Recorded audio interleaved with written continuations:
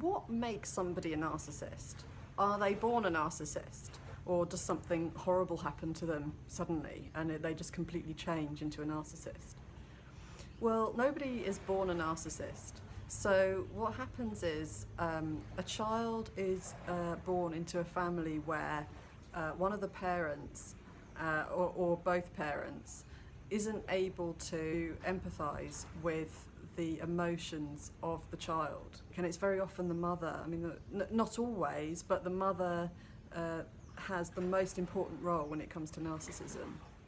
So, so they're not able to empathise with the emotional experiences of the child. They can't support that child emotionally. Now, when you grow up in an atmosphere like that, that doesn't necessarily mean you're going to become narcissistic. That alone isn't enough. What makes somebody narcissistic is that not only do they not have their emotional needs met, but also they're praised very highly and sort of admired and put on a pedestal for something that they do. And it's not actually, it's not necessarily something they do, because it can even be just through what they look like, you know. But it can be something that they're good at school, something that, you know, some talent that they have, or some ability that they have. You know, it can be a lot of things. It could be a kid who's really good at sport, or very academic, or just somebody who's very well behaved, or very attractive. So whatever it is, they're praised very highly for that, and so in a sense they get a lot of positive attention, but it's for something that isn't really about who they are inside, you know. And so what they do is they split off from themselves, because that way they keep themselves safe. And this will happen at a young age, you know, so that they'll be less than 7 years old when they split off from themselves. And so because of that, they never develop mentally, you know, emotionally into an adult. They're always stuck at a very young age. And that's why when you're dealing with a narcissist, you're genuinely dealing with a child, you know, in an adult's body. So what's quite interesting and quite ironic is that the kind of person a narcissist is attracted to is an empath. And an empath will have had very similar experiences to a narcissist. Now, not every victim of narcissism will have experienced this kind of thing. So some people will fall into a relationship with a narcissist because they are having a vulnerable episode in their life. You know, lots of things have gone wrong, and especially with a covert narcissist, they will come across as if they're saving the day and rescuing the victim, you know, so it can be very tempting to get drawn into a relationship with a narcissist. So it's not always the case that they will have experienced narcissism in childhood, but it is very common that they will have done, and that they will have had a parent who is a narcissist, and again, usually the mother.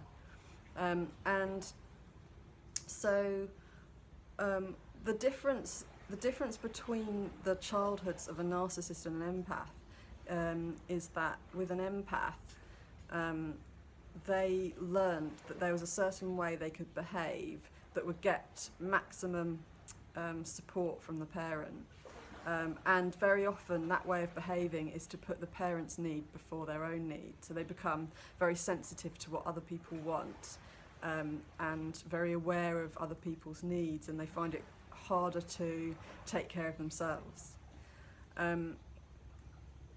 But they are healthier than a narcissist, because at least they haven't cut off from their feelings. They're still able to feel a wide range of emotions, and they're able to be vulnerable. An empath will look for the best in people, because their way of surviving was to delude themselves that they were getting everything they needed from their parents, but they just weren't enough themselves.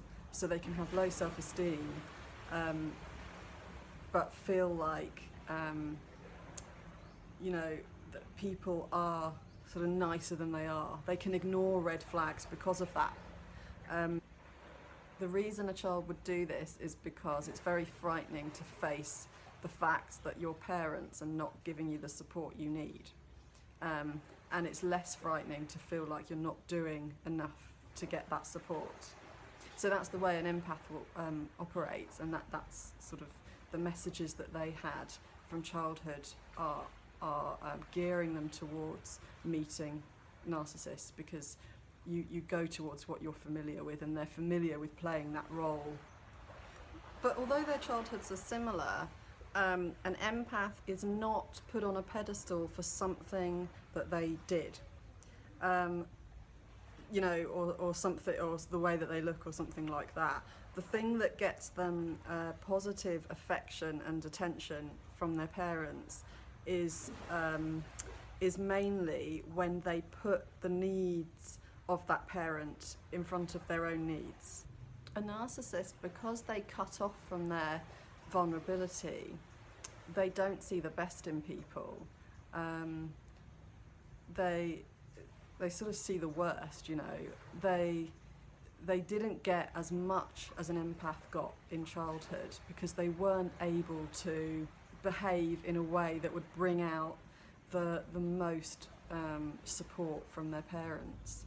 And so because of that, they've cut off, and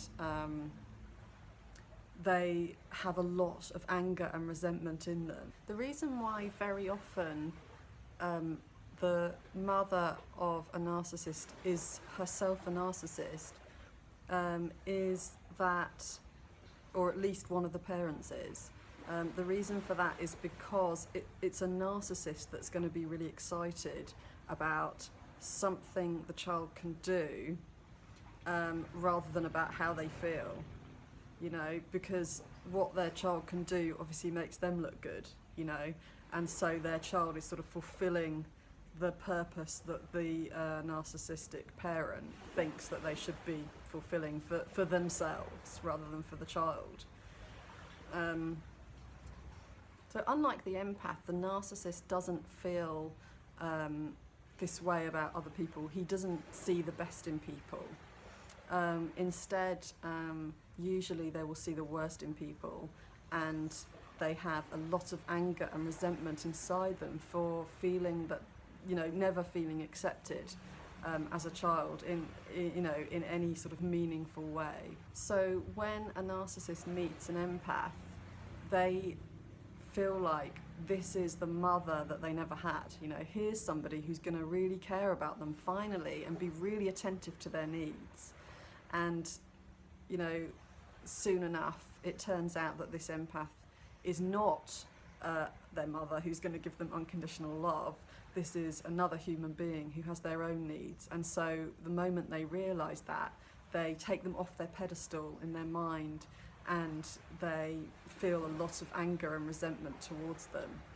The reason that narcissists don't empathise with people, or depending, I guess, on how severe their condition is, but the ones that have narcissistic personality disorder and they really can't empathise with people, the reason for that is because they have so much rage inside them, even if it just comes across passive-aggressively if they're covert narcissists.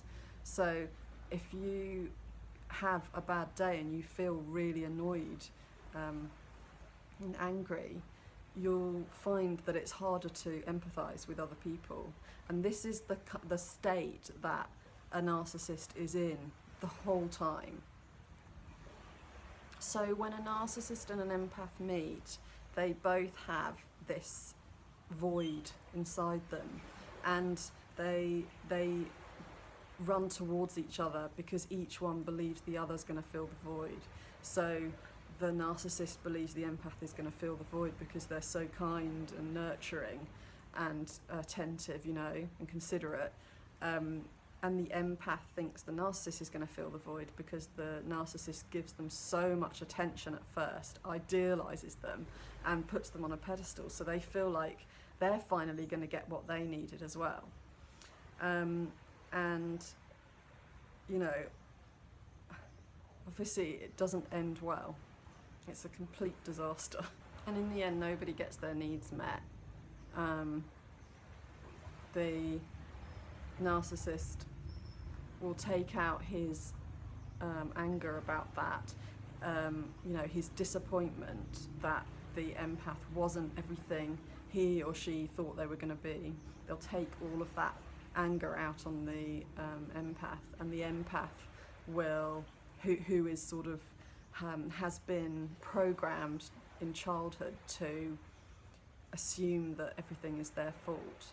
They will find that their confidence just diminishes, and you know, they just feel horrible about themselves. So the relationship is a disaster. There are things that keep the empath hopeful that things are going to get better, and that's something that I'm going to talk about in another video, because I think you know, that's just a whole other subject. But anyway, I hope that was helpful, and if you have any questions, please put them in the comments, and please subscribe, because I'm gonna keep making videos, and I want to know what you want me to make videos about. You know, what would be useful to know more about. So if you put that in the comments, then I'll know to make a video about that, and then you'll see it when it comes out if you have subscribed. Okay, thanks a lot.